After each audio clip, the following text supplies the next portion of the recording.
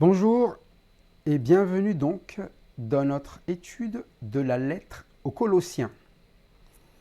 Lettre aux Colossiens, c'est une promesse qui nous est mise en avant. Cette promesse qui est Christ en nous, l'espérance de la gloire.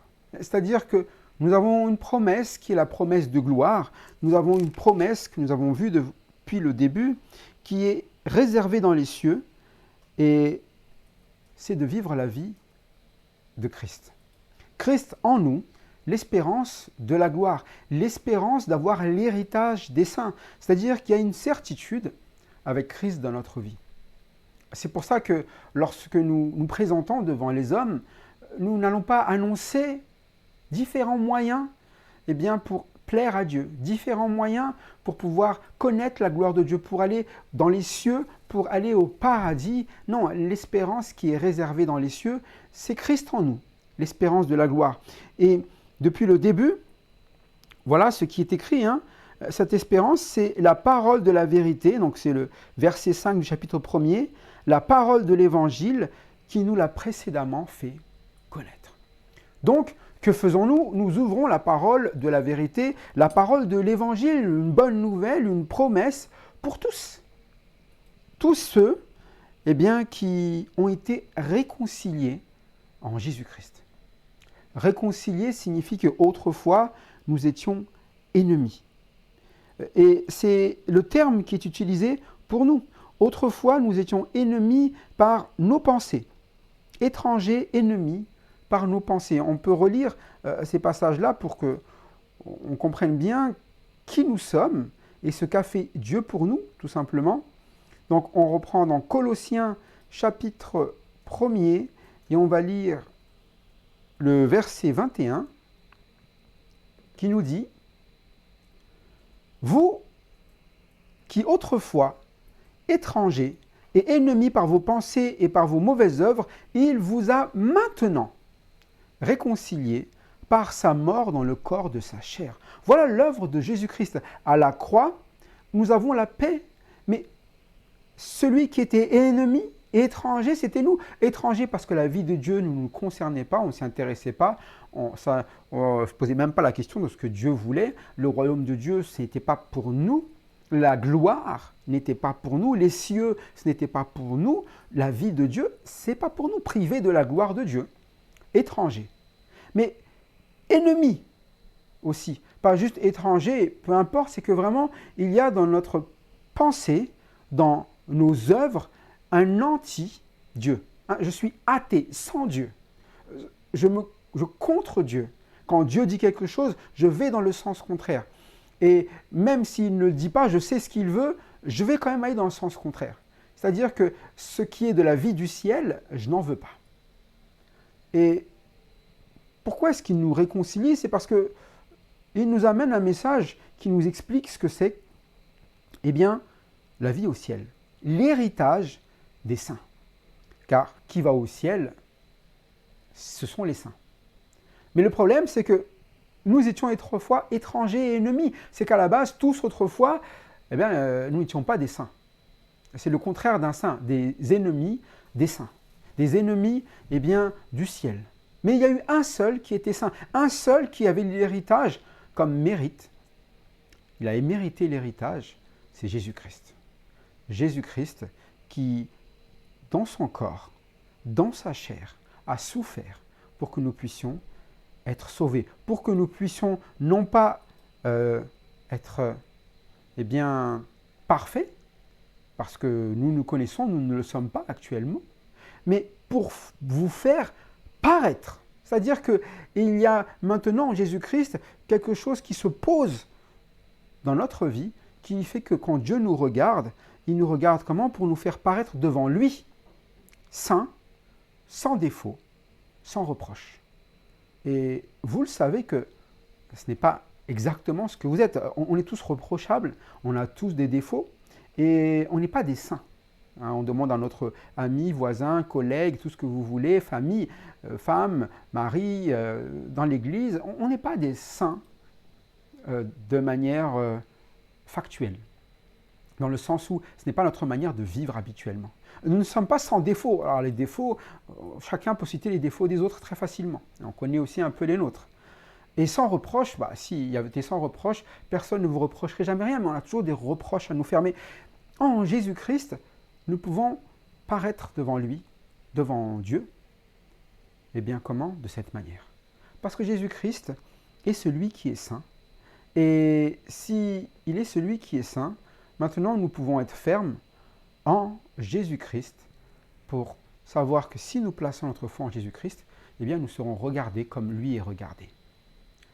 Christ en nous, l'espérance de la gloire. C'est ce que nous avions vu la dernière fois. C'est ce que nous savons maintenant. Ça nous a été révélé. Ça a été révélé alors que nous étions des ennemis. Et la dernière fois, on va les relire, versets 26-27. Le mystère caché de tout temps, dans tous les âges, mais révélé maintenant à ses saints. Donc tous ceux qui sont saints maintenant, ils ont une révélation.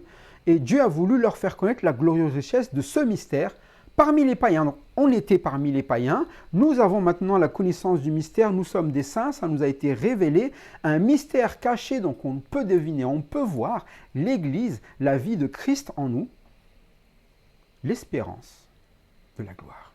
La richesse d'une telle vie.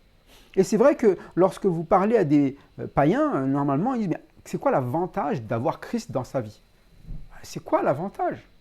Et puis ils disent, c'est quoi? C'est juste des contraintes, on ne peut pas faire ce qu'on veut, on n'a pas ce qu'on aime. Et regardez, toutes ces personnes-là qui vivent, qui disent être des chrétiens, ce sont des personnes, ils sont limités, ils ne sont pas libres. C'est la vue de ceux qui n'ont pas cet héritage, de ceux qui n'ont pas cette glorieuse richesse, de ceux qui ne voient pas ce que Dieu fait pour eux. Et pourtant, il l'a fait, mais c'est un mystère. C'est-à-dire qu'ils ne comprennent pas ce que c'est. C'est un mystère. Si on ne leur révèle pas, ça restera un mystère. Et un mystère caché, c'est-à-dire qu'ils ne savent même pas que ce mystère existe. Il faut le leur dire qu'il existe, ils n'y croient pas.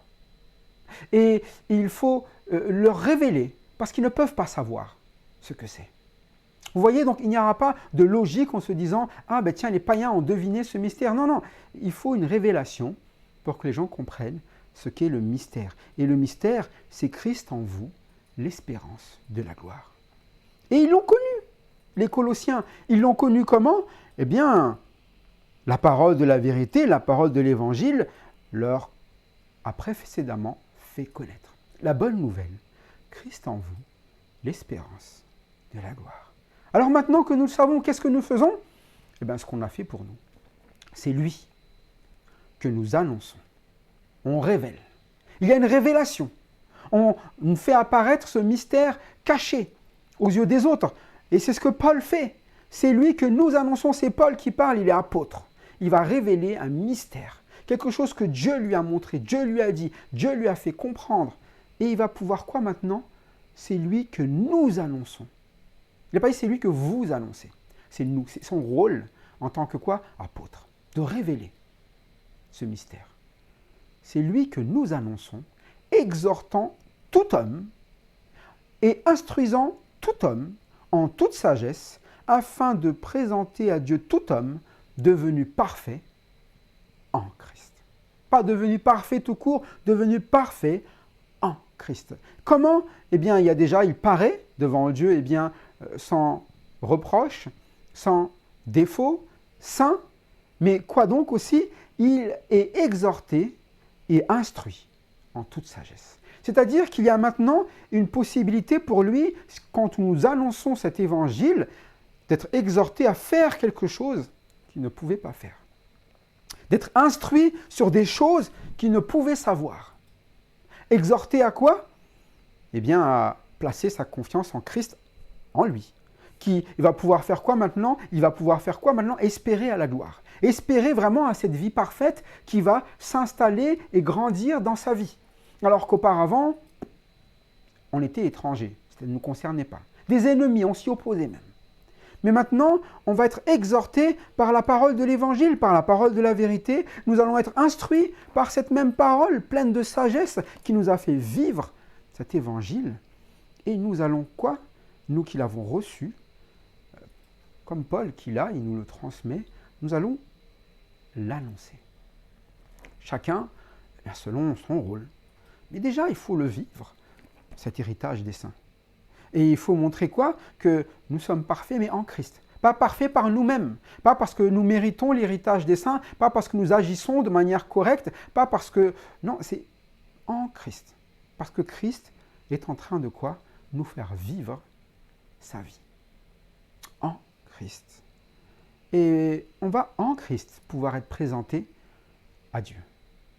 Voilà, il est en Christ. Il appartient à Christ. C'est Christ qui a payé pour lui, qui a souffert dans sa chair, qui est mort dans la croix. C'est Christ qui agit en lui. Christ a fait de lui quelqu'un qui peut être regardé parfait. C'est ce qu'il a fait de chacun d'entre nous qui avons cru en Jésus-Christ, qui avons placé cette confiance en Jésus-Christ, Jésus-Christ qui est mort à ma place, qui ôte les péchés, qui purifie ma vie. Si vous croyez en Jésus-Christ, vous voyez comment Dieu vous regarde. Dieu a donné Jésus-Christ pour que vous puissiez vous réconcilier avec lui. Parce qu'il vous aime, il vous a déjà pardonné, c'est pour ça qu'il a donné Jésus-Christ, mais il veut vous réconcilier. C'est-à-dire que nous sommes ennemis, ce n'est pas lui l'ennemi. Nous sommes des étrangers, ce n'est pas lui qui est loin de notre vie. C'est nous qui sommes étrangers, hors de sa vie. C'est nous qui sommes des ennemis qui compteront. Mais en ayant Christ en nous, il va faire de nous quoi maintenant? Ses enfants. Il va faire de nous quoi? Des saints, des personnes qui peuvent rentrer dans son royaume, dans sa vie, dans sa gloire. Et ça, vous savez, c'est la grâce de Dieu. Et il nous fait grâce malgré quoi? Malgré notre pensée et nos mauvaises actions qui n'étaient pas conformes à la sienne, qui détruisaient notre propre vie, mais aussi s'opposaient à celle de Dieu. Alors oui, on donne l'instruction et on exhorte les gens à quoi? À suivre la parole de Dieu. Et il est dit même, c'est à quoi Paul travaille. Donc c'est lui qui travaille en combattant avec sa force qui agit puissamment en moi. Donc cette instruction, il l'a reçue. Cette sagesse, il l'a. Cette exhortation, il la connaît. Mais il voit quelque chose qui change sa vie, mais qui agit de manière comment? Puissante. Pour amener quoi aussi? Transformation. Eh bien, dans la vie des autres. Comment? Il combat avec sa force. Ah, il n'est pas en train de se battre à coups de poing, à coups de pied, avec des fusils, avec les plus grands missiles pour détruire les gens. Non, avec la force de Christ en lui. Donc, quelque chose qui se passe en lui permet de combattre avec les armes de celui qui est en lui. Les armes de l'Esprit de Christ. Les armes de Christ. Et ce n'est pas des armes de violence. C'est l'arme qui l'a transformé, la parole de l'Évangile, la parole de la vérité, avec le fruit de tout cela dans sa propre vie. C'est pour ça qu'il s'adresse à ces Colossiens avec amour. Il a l'amour pour tous les saints et il vit de la foi de Christ. Et c'est ce qu'il entend des Colossiens. L'héritage qu'ont les Colossiens, la foi en Jésus-Christ, l'amour pour tous les saints. C'est celui qu'a Paul. C'est celui qu'il veut quoi? Continuer de nous faire vivre en nous exhortant et en nous instruisant dans ce mystère caché de tout temps, à savoir Christ en nous, l'espérance de la gloire, cette gloire qui agit puissamment et qui nous permet d'annoncer l'Évangile par toute notre vie qui est en Christ. Maintenant, il continue au chapitre 2 en expliquant bien qu'est-ce qu'il essaye de présenter ici aux églises de Colosse et de Laodicée environnant. Il veut leur montrer un enseignement, une exhortation, une instruction pour lequel il combat, mais pour eux. Il y a un enseignement que les églises doivent connaître. Il ne faut pas y aller, partir dehors en se disant « mais ça va, maintenant j'ai l'héritage des saints, tout va bien ». Non, il dit « attention, il y a quelque chose que vous devez comprendre, vous devez savoir. Je veux, en effet, chapitre 2, verset 1er jusqu'au verset 4, je veux en effet que vous sachiez combien est grand le combat que je soutiens pour vous, et pour ceux qui sont à Laodicée, et pour tous ceux qui n'ont pas vu mon visage, afin qu'ils aient le cœur rempli de consolation, qu'ils soient unis dans l'amour et enrichis d'une pleine intelligence pour connaître le mystère de Dieu, savoir Christ. Mystère dans lequel sont cachés tous les trésors de la sagesse et de la connaissance. Je dis cela afin que personne ne vous trompe par des discours séduisants. Lorsque vous prenez ce texte, il y a une division, il y a un but. Je veux que vous sachiez. C'est-à-dire que c'est un avertissement, une alarme, quelque chose, si vous devez mettre une note et le garder bien, je veux que vous sachiez. Et si vous ignorez ça, c'est un problème pour votre vie. Je veux que vous sachiez combien est grand le combat que je soutiens pour vous. D'accord, Paul, c'est un grand combat que tu soutiens pour nous. Mais quel est ce combat? C'est-à-dire qu'il faut que vous compreniez c'est quoi ce combat. C'est un grand combat. Mais si vous ne combattez pas le bon combat, si vous vous trompez de combat, ça va être un énorme problème dans les églises de Laodicée, dans les églises de Colosse, mais dans toute église, eh bien, peut-être de ceux qui n'ont jamais connu Paul. Ce message, il le présente pour pas une église. Ce n'est pas un problème ici doctrinal d'une église, ce n'est pas un problème à régler dans les églises comme s'il y avait un problème eh bien, concernant leur fonctionnement, mais c'est quelque chose qui est du basique, un fondement, quelque chose qui doit être indiqué. Je veux que vous sachiez. Quand quelqu'un vous dit « je veux que tu saches quelque chose », attention, prends note. Prends note qui? Vous à Colosse. Prends note qui? Eux à Laodicée, à côté. Mais prends note qui? Tous ceux qui n'ont pas vu mon visage. Donc peut-être qu'à Colosse, Laodicée, ils n'ont pas vu son visage. D'ailleurs, peut-être qu'il s'adresse à plein de gens qui n'ont pas vu son visage. Mais en tout cas, il est sûr, c'est que ça s'adresse donc à tout le monde. Tous ceux qui ont l'héritage des saints. Ça s'adresse à vous. Si vous n'avez jamais vu le visage de Paul, c'est que ce message est pour vous aussi. Si vous êtes partie de tous ceux qui n'ont pas vu son visage comme moi, alors on doit comprendre quel est ce grand combat qu'il soutient pour nous. Parce que vous, il y a Colosse, il y a Laodicée et ceux qui n'ont pas vu son visage. Donc ça nous concerne tous. Ce n'est pas spécifique dans le temps, dans l'espace. Ça nous concerne tous l'enseignement qui est donné dans Colossiens. Et parfois, il y a des choses dans la Bible qui s'adressent à des personnes particulières, mais là, vous pouvez être sûr que ça s'adresse bien à tous. Tous. Tous ceux qui n'ont pas vu son visage. Donc même s'il ne les connaît pas, c'est à prendre. Il y a un combat qui est grand. Il soutient pour nous quelque chose qui est la priorité dans la vie d'Église, dans la vie des saints. Quelle est cette priorité? Pourquoi est-ce qu'il combat? Que nous dit la raison de ce combat? Verset 2. Afin qu'ils aient, premièrement, le cœur rempli de consolation. Ensuite, qu'ils soient unis dans l'amour et enrichis d'une pleine intelligence pour connaître le mystère de Dieu, savoir Christ. Vous entendez quel est le but des chrétiens? Qu'est-ce que l'on doit voir chez les chrétiens? Quel est le combat qui est à mener dans ce monde pour les chrétiens? Eh bien, il le résume simplement.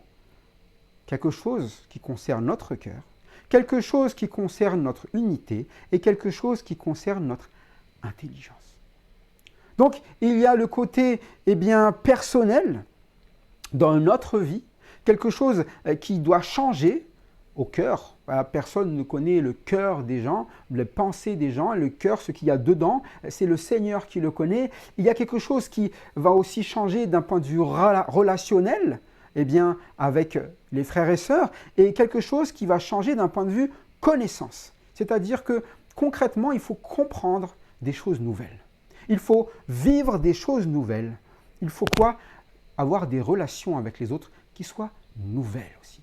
Pas les mêmes relations que vous aviez auparavant quand vous étiez étranger ennemi, pas le même cœur que vous aviez auparavant, pas les mêmes pensées, pas les mêmes actions, comme si vous nous étiez ignorants. Donc il y a un combat vraiment lorsque vous annoncez ici la parole de Dieu pour qu'il y ait une transformation. Dans quoi d'abord? Dans le cœur des gens. Le cœur rempli de consolation. Un cœur, quand vous avez mal, vous dites que j'ai mal où? Quand quelque chose vous souffrez, quand quelqu'un vous a fait du tort, vous dites que ça me fait mal où? Ça me fait mal au cœur. Au cœur.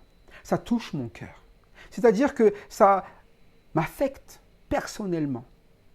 Et ça m'affecte les choses que me font les gens lorsqu'ils me font du tort. Mais quand mon cœur est affecté, il affecte aussi le cœur des gens. C'est-à-dire que quelqu'un qui est triste, il attriste aussi les autres. Quelqu'un qui est le cœur qui est irrité, il amène l'irritation chez les autres.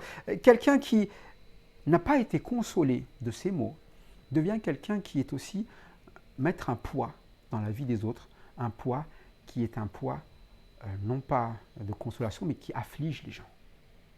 Mais ici, on doit avoir quoi dans le combat pour Paul? Il veut nous amener quoi?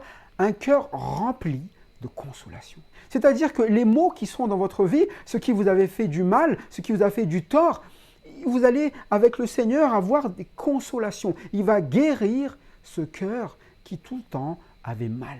Mal peut-être parce que vous aviez des disputes avec des gens de votre famille, vos amis, des gens que vous ne supportez pas. Mal parce que peut-être dans vos souvenirs, on vous a fait des choses, vous dites mais c'est injuste, je ne comprends pas et du coup vous ne souhaitez plus avoir de relation avec les autres, ou vous ne parlez plus aux autres, ou vous vous opposez aux autres.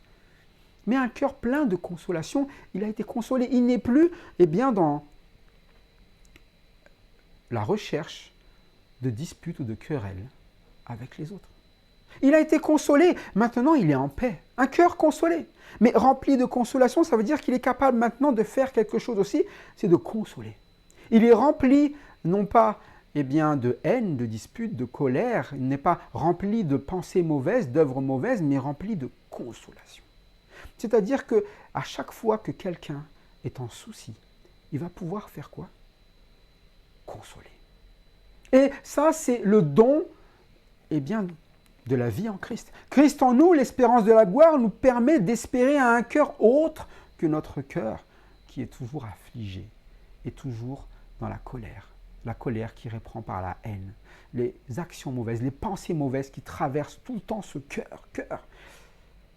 Christ en nous va purifier ce cœur et l'amener à la ressemblance du cœur de Christ. Il va nous instruire sur comment agir. À ce cœur, il va falloir qu'il comprenne que ce n'est pas comme ça qu'il faut agir. Il faut qu'il change.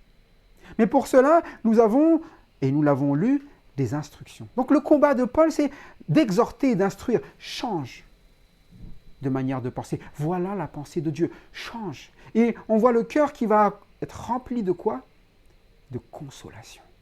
Qui va pouvoir comprendre, non plus, ce qu'il veut dans la vie, mais comprendre ce que dans les autres ont besoin. Mais qui va chercher l'intérêt des autres parce que lui est en paix. Son intérêt, il a déjà l'héritage des saints. Et il voit cela grandir dans sa vie. C'est pour ça que c'est un combat à mener partout. Et c'est bien un problème chez l'homme, comme dans les églises, ce sont des problèmes qui viennent du cœur. Un cœur qui est à Christ, un cœur où Christ habite, n'est pas un cœur qui manque de consolation. Il y a la consolation pour nous, et maintenant qu'il est plein de consolation, il a aussi la consolation pour les autres. Mais lorsque cette consolation est là, il y a une réalité qui se vit. Parce que ce qui est dans le cœur, personne ne le voit vraiment, et peut-être que parfois vous avez de la haine envers quelqu'un, mais il ne le sait peut-être même pas, mais votre jalousie, elle est là, elle dit, bon, moi je ne peux pas le voir lui, bon, il faut que je le supporte, laisse tomber. Mais il va avoir quelque chose qui est quand même visible, qu'il soit uni dans l'amour. Quand vous n'aimez pas quelqu'un, vous ne supportez pas sa présence. Vous ne supportez pas être avec lui, être associé à lui. Ah non, non, moi je ne suis pas de cela. Hein. Ah non, non, moi ne mets pas mon nom à côté de lui. Hein. Non, je ne m'assois pas à côté de lui. Non, je ne veux pas entendre parler de lui. Il y a toujours des querelles, des disputes, donc il y a une désunion. Et lorsque vous entendez de la bouche des chrétiens d'une désunion, c'est qu'il y avait un problème de cœur. Mais si le problème de cœur n'est pas résolu, l'union non plus, ne sera pas visible. Pourtant, c'est le combat de Paul, c'est-à-dire qu'il combat pourquoi? Pour qu'ils aient le cœur rempli de consolation et qu'ils soient unis dans l'amour. Et quand on parle d'amour, on ne parle pas de l'amour selon les hommes. Nous, c'est l'amour, c'est je t'aime un peu, beaucoup, pas du tout, ça change tout le temps. On parle de l'amour tel que Dieu aime et tel que cet amour a été mis en nous. C'est-à-dire Christ en nous, l'espérance de l'amour de Dieu. Le fruit de Christ en nous, c'est l'amour. Et ça va se voir avec les autres. Il y aura une union. Vous chercherez quoi? À réconcilier, à ramener la paix. Et quand vous êtes en paix, est-ce qu'il y a désunion? Est-ce qu'il y a séparation? Ou est-ce qu'il y a union? Quand est-ce qu'il y a une séparation? C'est quand il y a dispute. Quand il y a opposition, quand il y a des combats, que l'on mène pour soi. Le combat de Paul, c'est le combat qu'il mène pour Dieu, pour amener les gens à être réconciliés. La parole de l'évangile, bonne nouvelle, on peut tous vivre avec Dieu. On peut tous vivre selon Dieu. Bonne nouvelle, Christ en nous, l'espérance de la gloire, la paix réelle. Ce que nous voulions vraiment, nous voulions aller au ciel, nous voulons que tous les hommes s'aiment en Jésus-Christ, c'est possible. C'est possible. Et c'est le combat, qu'ils soient unis dans l'amour. L'amour de Dieu. L'amour qui vient de sa parole. Un amour qui supporte tout, qui croit tout, qui pardonne tout. L'amour comme Dieu nous a aimés. Et c'est pour ça que ce combat, c'est un combat qui est valois, c'est un combat qui est fort. C'est le combat qui ramène la vie de Dieu en nous, qui grandit, mais aussi que nous pouvons amener avec tous ceux qui nous entourent. Cœur rempli de consolation, qu'ils soient unis dans l'amour. Et enrichis d'une pleine intelligence pour connaître le mystère de Dieu, savoir Christ. Vous voyez, il y a une côté donc personnel dans le cœur, il y a le relationnel, et après il y a une connaissance, mais qu'il appelle une richesse. C'est-à-dire que lorsque nous sommes en Christ, lorsque nous venons, on ne vient pas avec plein de choses et en se disant « je sais déjà plein de choses ». Si on doit être enrichi, c'est qu'on est quoi à la base? C'est qu'on manque de moyens. On est pauvre. On a zéro dans les poches. Et pour être enrichi, il faut accepter de vider ses poches de ce qui sont des choses sans richesse. Vider ses poches, peut-être, de choses où vous dites, ouais, mais ça c'est important dans ma vie, j'en ai besoin, c'est important, moi je crois cela, c'est important, c'est comme ça que ça marche, c'est comme ça que tout le monde fonctionne, c'est comme ça que... Non, il dit enrichi d'une pleine intelligence, c'est-à-dire que normalement il nous manque quelque chose, une intelligence. Là, vous dites, oh non, mais quand même, je ne suis pas quelqu'un de bête. Moi, je suis quelqu'un, écoutez, j'ai fait des études, j'ai fait, je ne sais pas, bac plus j'en sais combien. Moi, j'ai plein d'intelligence, j'ai vécu beaucoup d'expériences, je peux comprendre les choses de la vie. Voilà, souvent, on vient comme ça, et on ramène nos expériences, notre capacité dans le monde à avoir appris des choses. Ils disent, voilà, je suis assez intelligent pour comprendre les choses de la vie.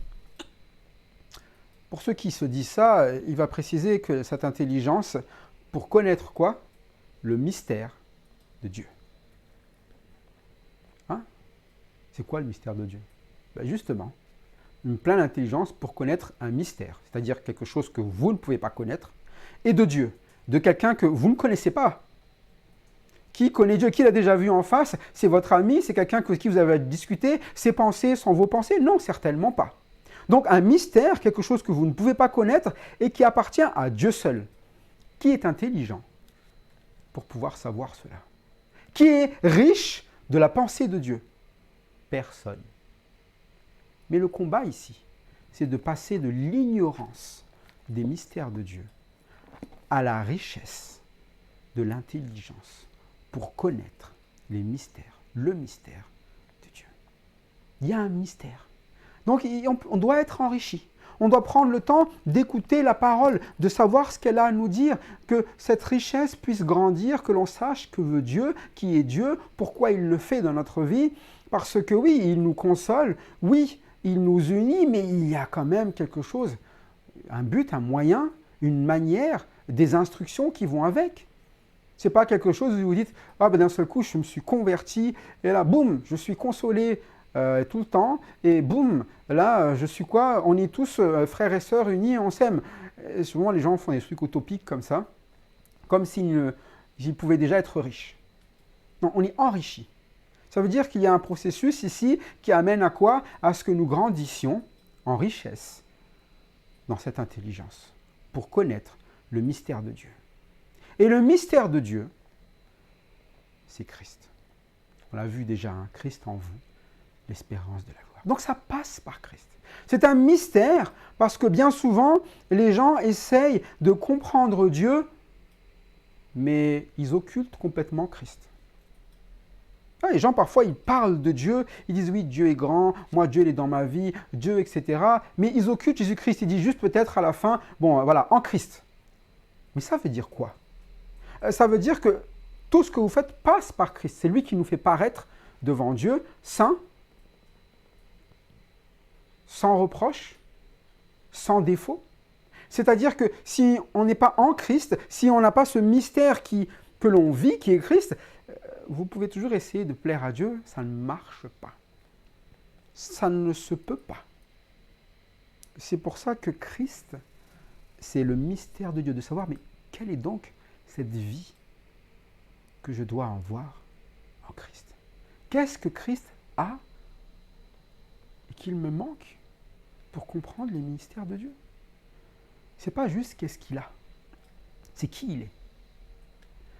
Pour connaître les mystères de Dieu, il faut qu'on vous le révèle. Pour vivre selon Dieu, il faut que Dieu le vive pour vous. Vous n'avez pas Dieu et vous n'avez pas la connaissance de Dieu. Mais Christ en nous, c'est l'Esprit de Dieu. C'est Christ, Dieu fait homme, et qui nous donne son esprit pour que nous puissions vivre comme il a vécu, pour que nous puissions comprendre la vie de Dieu comme lui, il la comprend. C'est pour ça qu'on peut espérer la gloire.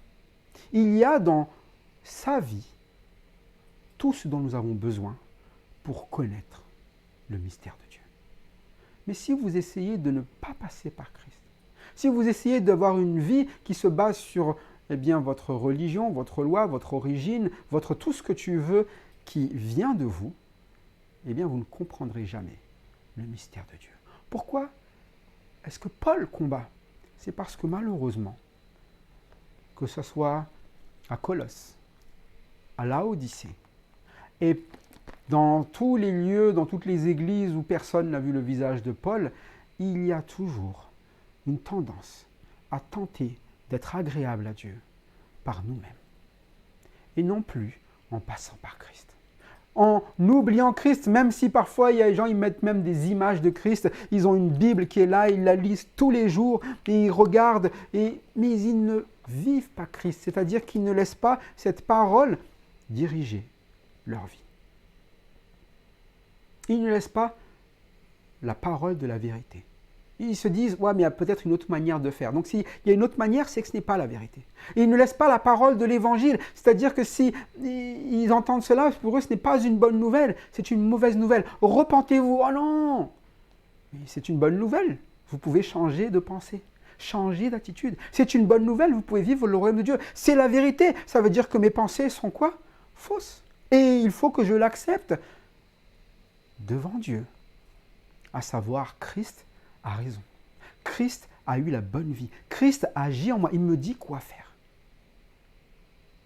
Mais lorsqu'on n'a pas Christ, on n'est pas enrichi, on reste pauvre. Parce qu'en Christ, il y a quelque chose qui est très important. Il y a un mystère, c'est Christ, dans lequel, donc le mystère de Dieu, c'est Christ, hein, et dans ce mystère, dans Christ, il y a, qu'est-ce qu'il y a? Dans lequel sont cachés tous les trésors de la sagesse et de la connaissance. vous cherchez à comprendre la vie, comprendre votre vie, comprendre comment bien agir, comprendre qu'est-ce que c'est qu'être heureux, le bonheur. Vous essayez de comprendre, comme tous les hommes, comme moi, j'ai essayé de comprendre comment je peux améliorer ma vie. On cherche tous des moyens, comprendre, être sage. Mais il dit quoi? C'est le mystère, donc c'est Christ, dans lequel sont cachés tous les trésors de la sagesse et de la connaissance. Ils sont cachés. Essayez de ne pas résoudre ce mystère et vous ne trouverez pas ces trésors que sont la sagesse et la connaissance. Mais résoudre ce mystère, ce n'est pas possible, c'est un mystère. Puisqu'on ne peut pas le connaître, il faut qu'on nous le révèle. C'est pour ça que la parole de Dieu, la parole de la vérité, c'est une bonne nouvelle. Elle nous révèle quelque chose qui est mystérieux, qu'on ne peut connaître. Quelque chose qui est caché, qu'on ne sait même pas où le trouver, alors qu'on le cherche. Quand même maintenant, c'est la sagesse et la connaissance. Tous les trésors.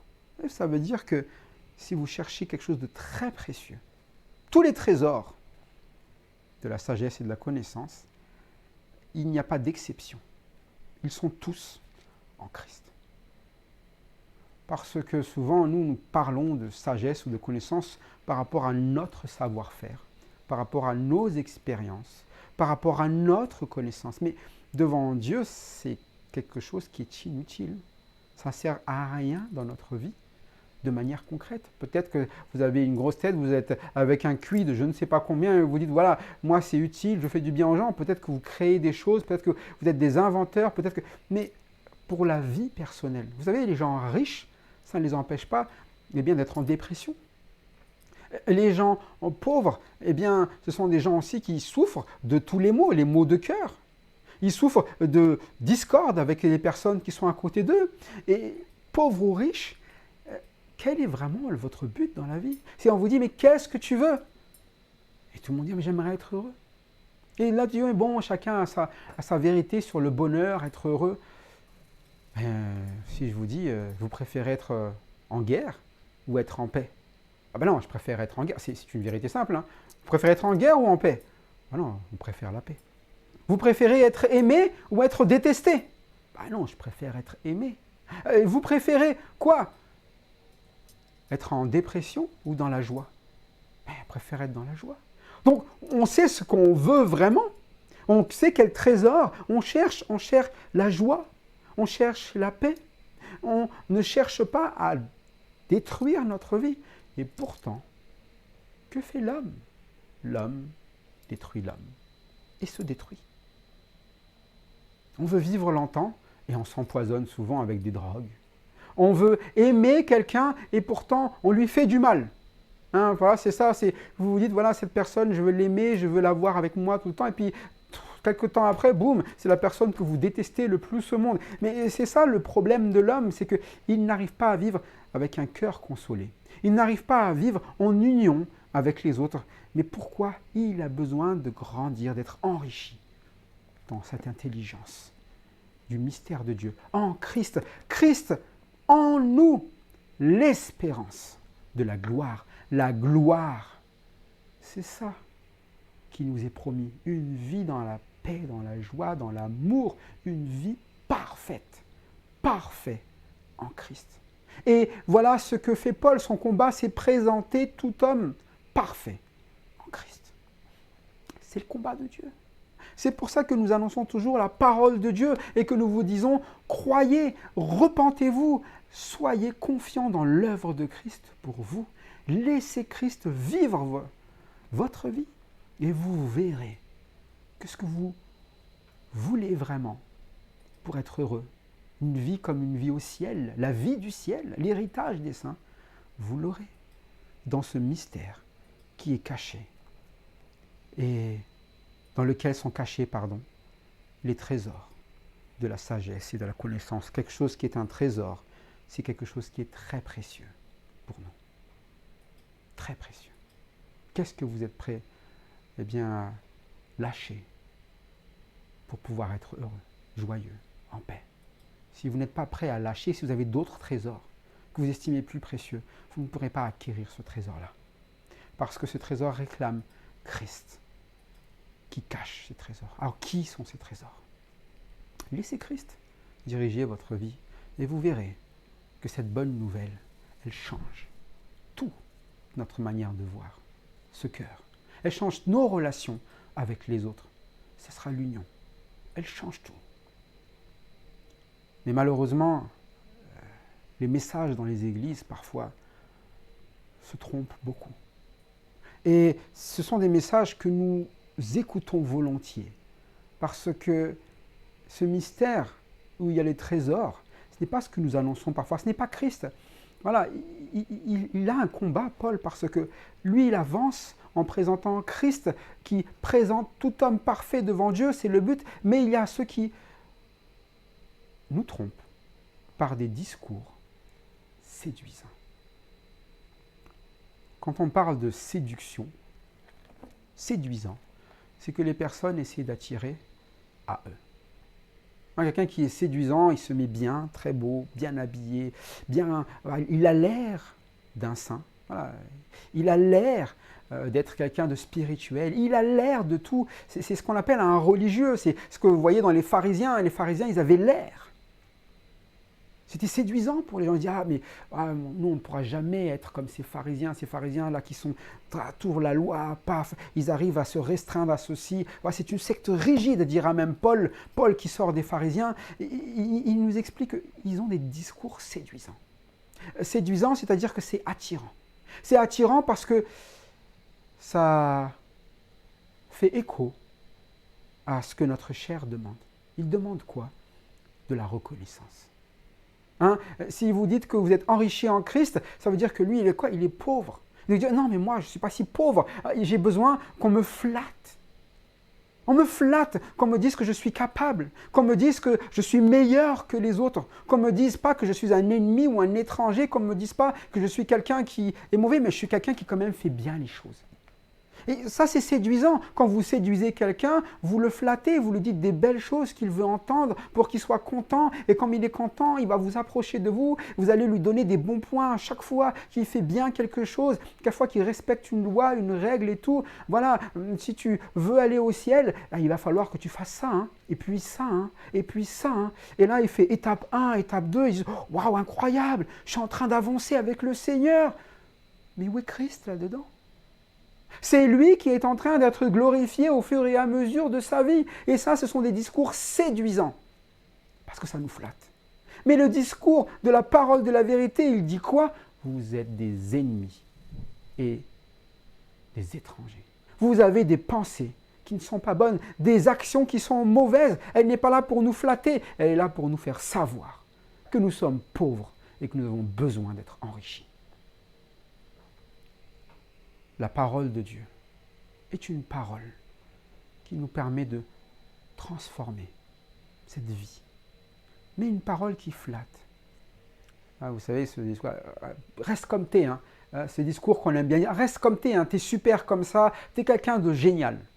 Alors, vous êtes une église de personnes géniales. On est tous des personnes qui sont là, extraordinaires. Et voilà, Dieu aime les personnes extraordinaires que vous êtes. Ça, c'est des messages séduisants où on vous dit quoi? On vous flatte. Et la Bible ne nous dit jamais que nous sommes extraordinaires. Cherchez un endroit dans la Bible où il est en train de nous dire toujours qu'on est extraordinaire. Il nous dit un message, c'est qu'il nous parle de quoi? Il est reconnaissant. Il rend grâce à Dieu, Paul. Pas parce qu'on est extraordinaire, pour notre foi en Jésus-Christ. Il rend grâce à qui? À Dieu. C'est Dieu qui a fait l'œuvre, qui les a rendus comment? Confiants en Christ. C'est Dieu qui les a rendus comment? Capables d'aimer les saints. Et c'est l'Esprit, l'amour de l'Esprit qui anime. Donc c'est l'Esprit, c'est lui qui est glorifié. C'est lui qui mérite la gloire. C'est sa gloire que nous vivons. Christ en nous, l'espérance de la gloire. Sa gloire. Que nous avons, qui ont fait notre. Mais pas, j'espère, vivre dans ma gloire. Ma réussite, ma couronne. Voilà ce que j'ai fait, ma grande liste. Et devant Dieu, Dieu va être obligé de dire, en fait, lui, c'est quelqu'un de génial. Ah, tu mérites le ciel, Personne ne peut lui refuser le ciel à lui, il est trop fort. Non. Et c'est le message de Paul. Un avertissement. Arrêtez de vivre comme des religieux. Soyez dans une vie confiante dans l'œuvre de Christ. Ce n'est pas une religion, c'est une vie.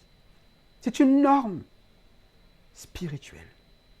Ça n'a rien à voir avec votre origine, à quoi vous ressemblez, d'où vous sortez. Ça a à voir avec ce qu'il y a dans votre cœur et de votre relation avec les autres. Et ça se verra. Quand vous vous enrichissez, eh bien vous pourrez dépenser pour les autres. Vous pourrez avoir de nouvelles choses à vivre pour les autres. Voilà pourquoi ce message, il s'adresse, oui, à vous qui peut-être n'avez pas Christ en vous et qui ne comprenez pas en quoi c'est un trésor. Vivez ce trésor et votre vie sera changée. Mais il s'adresse ici, Paul, aux Colossiens, à ceux de Laodicée et à ceux dont il n'a pas vu le visage, qui sont des églises, des personnes d'église. Et il leur dit, mais vous avez cette parole, elle vous révèle tout maintenant. Et je vous l'annonce, ce qui est révélé. Vivez-le. Vivez-le. Et vous allez croître, grandir, être enrichi encore plus. Vous allez avoir ces consolations que vous allez avoir. Vous allez avoir tout le trésor qui vous est promis. L'héritage des saints. C'est ça notre trésor. L'héritage des saints. La vie de Christ. Christ en nous. L'espérance de la gloire. Que cette vie puisse être de plus en plus visible afin que nous puissions travailler ensemble, vivre ensemble, nous aimer tel que Dieu nous le demande, tel que notre Maître nous l'a ordonné. Aimez-vous les uns les autres. Il nous l'ordonne. Son commandement, c'est celui-là. Et aimons Dieu. Aimons sa parole. Que cela soit vraiment une vie prête à faire du bien aux autres, une vie prête à être en adoration au Seigneur, que ce soit cela notre vie. Et que toute la gloire vienne à celui seul qui œuvre pour cela, à savoir notre Père et son Fils, Jésus-Christ. Amen.